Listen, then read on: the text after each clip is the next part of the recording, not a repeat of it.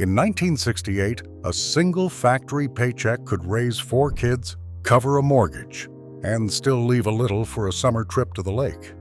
Today, 2 people earning 6 figures feel broke by the 20th of the month. What changed isn't just prices, it's us. Somewhere along the way, we quietly forgot the small habits that kept ordinary families afloat, the ones our grandparents did without thinking. Number 14 on this list looks almost too small to bother with, yet it puts nearly $90 back in your pocket every month. And number 3, whole industries spend billions every year, hoping you never figure it out. These aren't extreme coupon stunts or eating rice in the dark. They're boring, repeatable habits that stack up to more than $1,000 a month. Hit subscribe, because this might be the raise you never had to ask for. Let's count down. Number 20, the humble bar of soap. Sometime in the last 20 years, the bathroom quietly got expensive. Your grandmother kept 1 bar of ivory by the sink, and it lasted the whole month. A bottle of body wash costs $4 or $5, disappears in 2 weeks, and is mostly water you're paying to have shipped across the country. A bar of soap costs under $1, lasts twice as long, and does the exact same job. It's the same story with the near-empty bottles she refused to throw out. A splash of water swirled in the shampoo bottle, the ketchup stored upside down, the lotion tube cut open to scrape out the last week's worth. Marketers even have a name for the product you can't squeeze out, and they count on you tossing it. Over a year, the person who buys bars instead of bottles and uses every last drop quietly keeps about $15 a month that used to swirl straight down the drain. It feels far too small to matter. That is exactly why it works. Number 19, the refillable water bottle. Somewhere along the way, America started paying real money for the one thing that already comes free out of the tap. A case of bottled water from the store, a gas station Dasani, a $4 smart water at the airport. It adds up faster than anyone wants to admit. The habit your grandfather had was simpler. Fill the thermos before you leave the house. A steel bottle costs $15 once and pays for itself inside a week. Here's the part the industry would rather you not know. Tap water in almost every American city is tested more often and more strictly than the bottled kind, which is frequently just municipal water run through a filter and marked up 2,000%.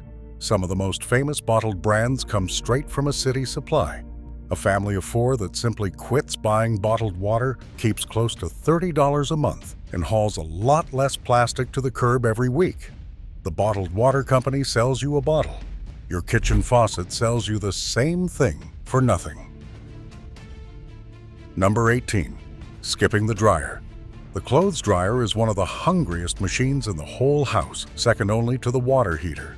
Every single load costs money and electricity, and all that heat quietly chews through your clothes. That gray lint you clean out of the trap is literally your shirts and towels wearing away, thread by thread. Your grandmother strung a line across the backyard or down in the basement and let the sun and the air do the work for free. A $12 drying rack tucked in the corner of a bedroom does the exact same thing in any cramped apartment. You don't even have to go all the way. Hang half your loads and run the dryer on the rest, and the bill still drops noticeably. Add a set of wool dryer balls instead of buying dryer sheets, and you shave time and money off every cycle you do run. The payoff is around $20 a month off the power bill, plus clothes that last years longer instead of fading and thinning and pilling in the heat. Free sunshine used to do the whole job. Number 17, homemade cleaning supplies. Walk down the cleaning aisle today and you'll find 40 different bottles, each one promising to do a single job. Your grandmother cleaned an entire house, top to bottom, with 3 cheap things: white vinegar, baking soda, and a bar of soap. Vinegar cut with water in a spray bottle cleans glass, countertops, and floors. Baking soda scrubs the tub and deodorizes the fridge for pennies. A box of baking soda costs under $1. A gallon of vinegar runs about $3. That's a full year of cleaning for the price of 2 name-brand bottles. The specialty sprays are mostly water, fragrance, and a big markup for the fancy label.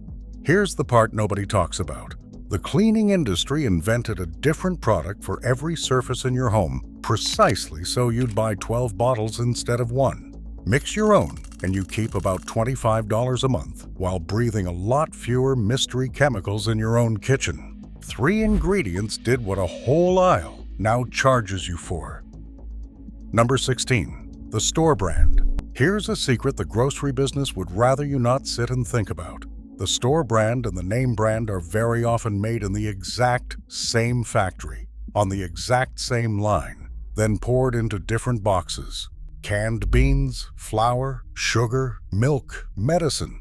The generic is frequently identical, and sometimes it's identical by law.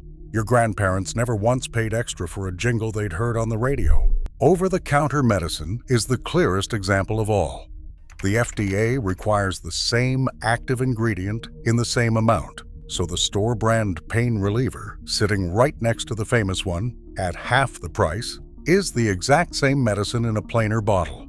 Switch your regular staples over to store brands across the board, and the average family keeps $40 to $50 a month with no real change in what ends up on the plate.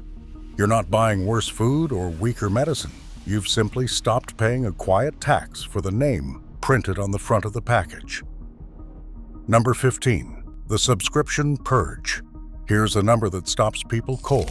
The average American underestimates their own monthly subscriptions by roughly $100.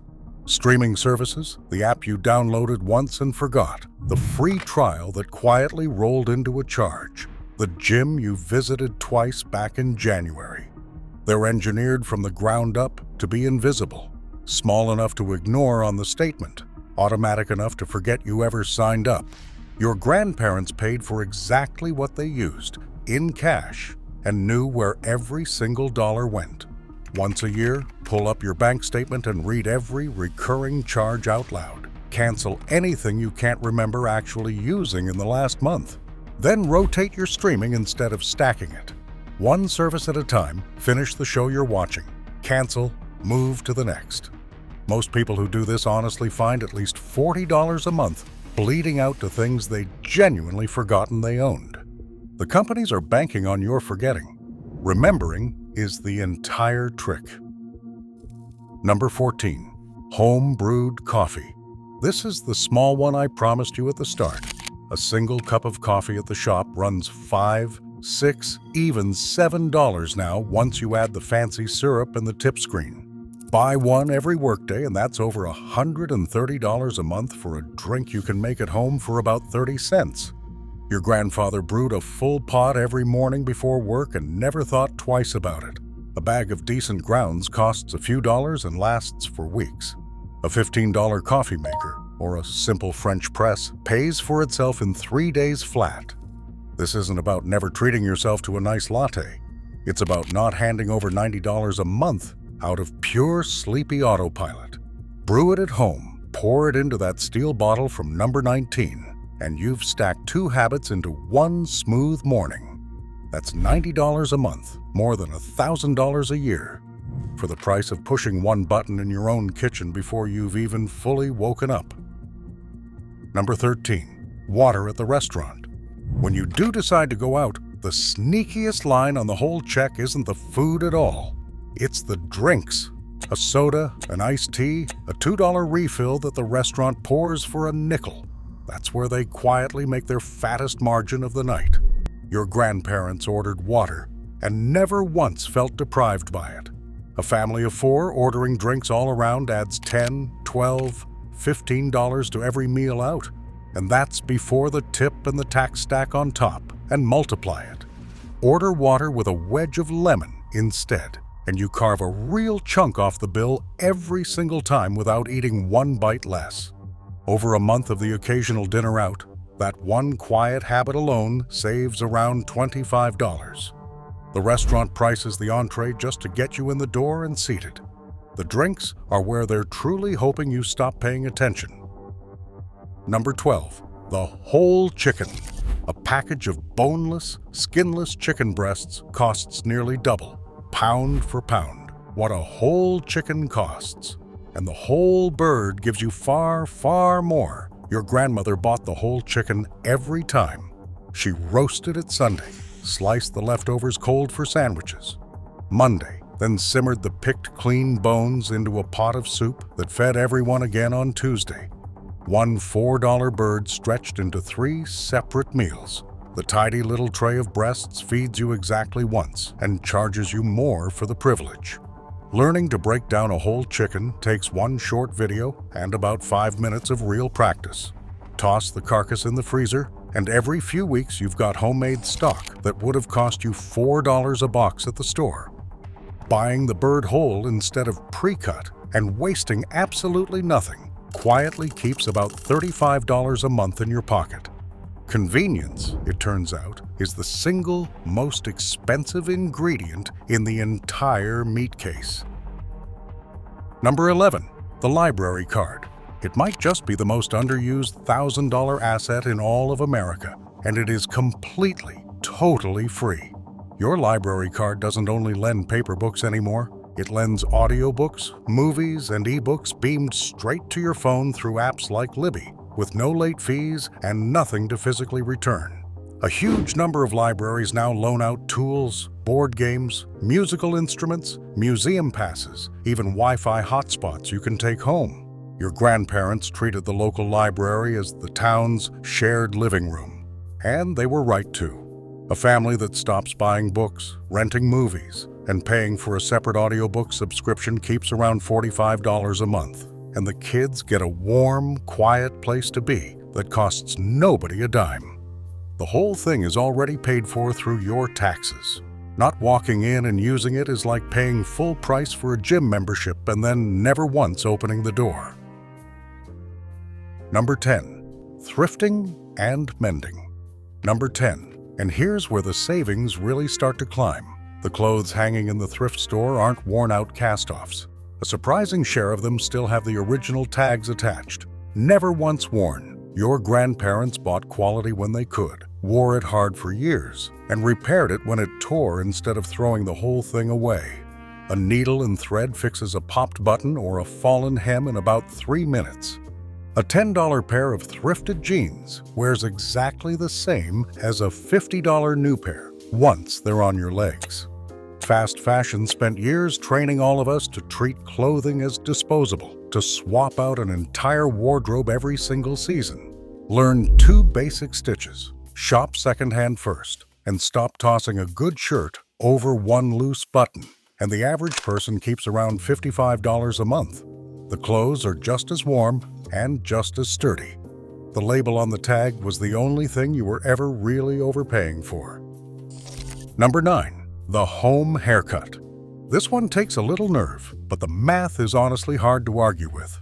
A men's haircut runs $20 to $40 every few weeks, and a family with a couple of growing kids can easily spend well over $100 a month just keeping everyone trimmed and neat.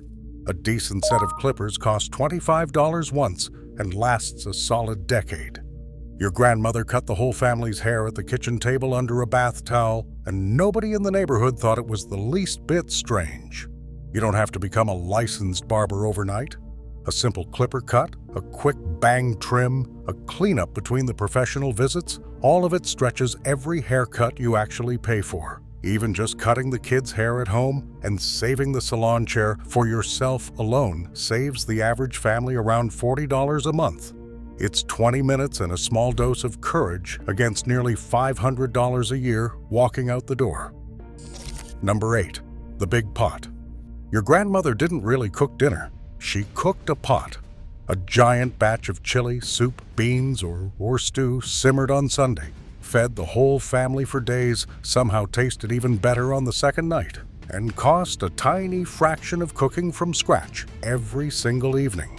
Cooking once and eating from it 3 or 4 times slashes both your grocery bill and, more importantly, that exhausted 6 o'clock temptation to just order takeout, which is where the real money quietly hides.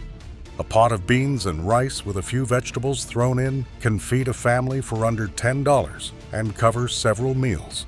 Spoon the leftovers into containers, freeze half of them, and you've built your own frozen dinners for about $1 a piece instead of $6. Batch. Cooking like this quietly saves the average household around $120 a month. mostly by killing that "I'm too tired to cook tonight" delivery order before your thumb ever reaches the app. Number 7. Buying staples in bulk. There's a right way and a very wrong way to buy in bulk, and your grandparents knew the difference in their bones. The wrong way is a giant tub of something perishable that spoils and molds in the back of the fridge before you're halfway through it. The right way is the stuff that essentially never goes bad. Rice, dried beans, oats, flour, pasta, salt, canned goods, bought in the large bags. These cost a fraction per pound of the little grab-and-go packages, and they store safely for a year or more. A 20-pound bag of rice costs mere pennies per serving and outlasts every diet trend that comes and goes.